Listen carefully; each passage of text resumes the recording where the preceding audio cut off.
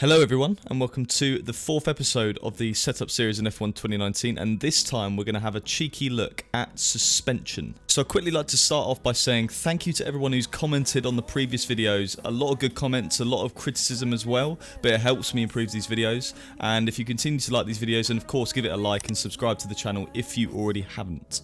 Now, the suspension in F1 2019 is arguably the hardest or most complicated thing to get right. And the way it works is it's split into 6 parameters, 3 different kind of categories. And of course, we've got the suspension, which is like the springs and dampers being used, the roll bars, and then of course the ride height. The suspension and anti-roll bar parameters are basically the same thing, or they're very similar, because the roll bars are actually part of the suspension of the car. Ride height, however, is a completely different entity. So the suspension settings have an effect on obviously how the car behaves over bumps, how it behaves over curbs, how it feels front to rear balance wise, and it has a marginal effect on the car during pitch, so under braking and on throttle as well. The anti-roll bars really have an effect on the front to rear balance. Of course, they do affect the car over bumps and over curbs, but they're less noticeable compared to the suspension, so you're only really using the roll bars to get the car dialed into a balance that you really enjoy driving. And of course, the ride height is how high the car is off of the ground. So with all of these parameters, of course, we've got a front setting and a rear setting, and the key here is to try and find that balance between front and rear. So before we go forward, it's probably worth noting down 4 very key elements to all of this. If you reduce the front suspension value, you will get oversteer. If you increase the front suspension value, you'll get understeer. And with the rear suspension, it works the other way around. So if you increase the rear suspension, you'll get oversteer, and if you decrease it, you'll get understeer. And it works exactly the same with the anti-roll bars as well. But without further ado, let's go and do some testing. So as you can see, once again, I've made a lobby with me and my test account using the Alfa Romeos, and we're going to do Singapore because it's a track where tyre temperature is key. There's so many different types of corners, and it's all about finding that right balance in the suspension and the ride height. And then once you've got that balance, you can navigate your way properly over all the curbs and all the bumps that Singapore possesses. Okay then, so I'm going to load up my test suspension setup, and then what we're going to do is show you the suspension settings at their stiffest or highest setting. Okay then, so if we get to the end of the first big straight, and you can see in the left-hander over the curb it has a little bit of a moment, and because the suspension is so stiff, it simply can't deal with all these bumps and curbs, so it's almost undrivable, and to try and get lap time out of a setup like this is basically impossible. Another very good example of this exact problem is the corner before the bridge, the right-hander over the curb. You can see there the car just goes completely bananas over the curb. It's so stiff, it's almost breaking the car in half. There's no flex in the suspension, so we definitely need to come down on those values. Okay, so let's try the values of the suspension at their lowest setting. So as you can see on the same corners, it's a lot more settled. The car does not want to go around, the rear is nice and planted, and it just allows the car to go over curbs when the suspension's really soft. So obviously tyre temperatures stay down then, you're not overdriving the car to get it through corners. It's good. I mean, most tracks on this game you'll be running quite low suspension settings, no doubt. The problem is when it's 1-1, especially around a track like Singapore, it's just a bit too low. And what I mean by that is the car's a bit lazy, a bit lackadaisical. You can't really get the full potential of the lap time out of a car that's so soft and it's flexing around everywhere. You need to try and make it a little bit stiff, but not too much. Right then, that's suspension finished. Let's move on to the roll bars, and what we'll do is we'll put the maximum setting, or the stiffest setting, on the roll bars. And then you can see into turn 3, for example, the car is very responsive, and it feels really good at the start of the lap, to be fair, having a really stiff setting.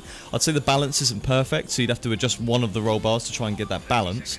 But on the whole, it's a nice responsive car. The only issue is, when you get to the end of the lap, and you'll see in the final few corners, is that the tyres are giving up. They're so hot from having a car that's so responsive and so stiff, they just can't take it anymore. So you need to kind of rein it in a bit and try and find a balance or a setting that's not going to burn the tyres out, but it's drivable and it's fast. Okay, and then by contrast, we'll try the car with minimum roll bar settings.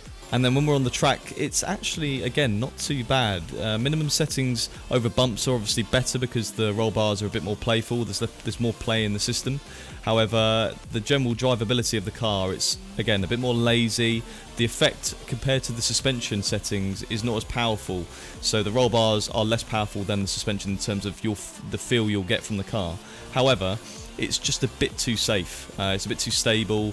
I don't think you'll get a quick lap time out of it. Maybe for the race it's good, but as Parc Fermé is going to be on, qualifying in the race, you want to have a good qualifying, especially around Singapore when it's a street circuit. You need track position. And I think the main reason, and an interesting insight into the setups on the game of F1, is in 2018 there was ballast, so a lot of the weight of the car is to the rear. Now they've got rid of ballast. The only kind of way to generate that same effect, which was really fast, because in the old games you used to run ballast all the way to the rear. I remember you used to run like 9 or 10 ballast. The way you can do that is try and use the roll bar setting and put it all the way to the rear, just so you get that rear end floating around really tight corners. And it's fast, but again, wears the tyres out as well, so it's about finding, as we so often talk about, the balance. Okay, now we've covered suspension and roll bars, what we'll do is a lap with the preferential settings on those particular areas. So we're going to run 3, 4, 9, 11 and see how it feels. And on the whole, it feels really positive through every corner pretty much. It's over the curbs, riding them really well, over the bumps, not being affected by them too much, and over through the high speed corners, it's really positive. So a good setup so far.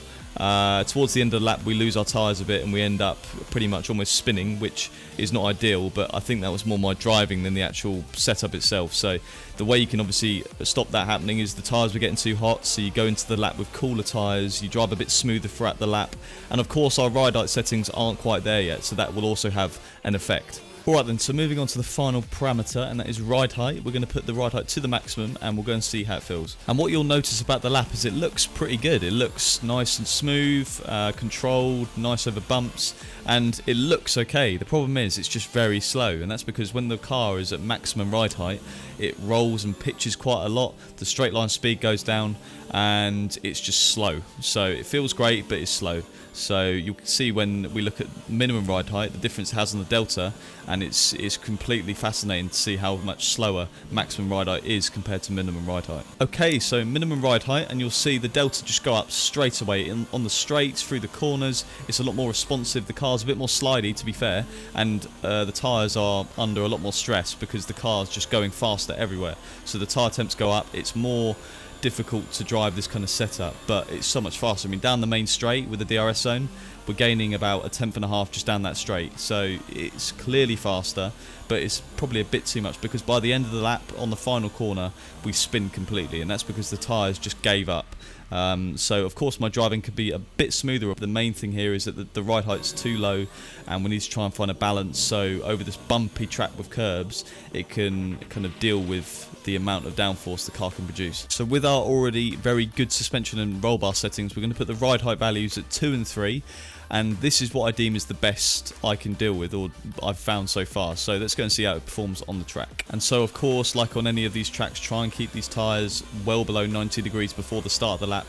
The tyres are going to get hot, and as you can see throughout the rest of the lap, it's good over bumps, it's good over curbs, it's quick everywhere, it's quite oversteery in a sense, but it's not too much. And of course the most important thing that we've been struggling with all session is trying to keep the car alive at the end of the lap, and it doesn't get too leery, the tyres aren't too hot, and it stays together, it stays on the track, and we get a fairly decent lap time. I mean, I've not sweated too hard around Singapore, so a 34.1 is probably not that fast, but I can tell the setup's got a lot of pace in it, and that's very important. So there we go. I think we found probably the best settings we can deal with on the suspension side of things. And so annoyingly, like most of the things in F1 2019, in between qualifying and the race, under park for May conditions, you can't change the suspension settings, which is annoying, but yeah, just make sure your setup caters for both qualifying and the race. But yeah, I mean, on the whole, that is pretty much suspension covered. I've tried to explain it as best as possible. It is the most complicated category in the setup series, so it was quite difficult to make, but hopefully you've understood everything I've said,